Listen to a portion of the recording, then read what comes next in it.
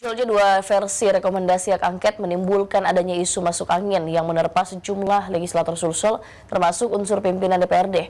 Wakil Ketua DPRD Sulsel Nikmatullah yang salah satunya disebut masuk angin membantah isu tersebut.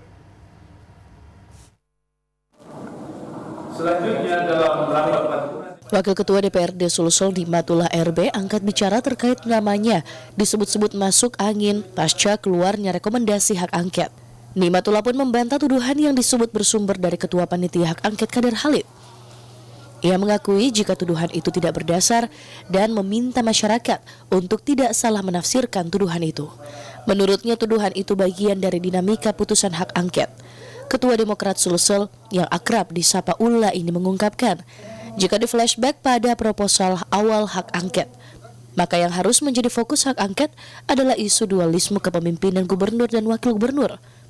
Sementara, dalam perjalanan pelaksanaan sidang hak angket, fokus panitia hak angket lebih kepada upaya pemakzulan. Kalau ada tuduhan-tuduhan masuk angin, menurut saya itu tidak pantas dan tidak perlu soal-soal itu. Karena misalnya baik kami di pimpinan maupun beberapa fraksi juga secara verbal tidak pernah menyampaikan itu, baik di rapat maupun di media.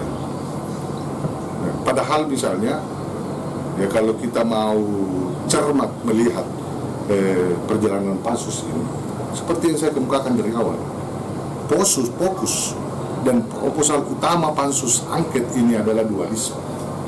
Kenapa di tengah jalan pansus hanya fokus kepada pemakzulan? Pertanyaan saya, siapa yang masuk angin? Sebelumnya, Ketua Panitia Hak Angket meminta kepada Komisi Pemberantasan Korupsi memeriksa sejumlah anggota DPRD yang bersikeras meloloskan 1 poin rekomendasi hasil pemeriksaan hak angket.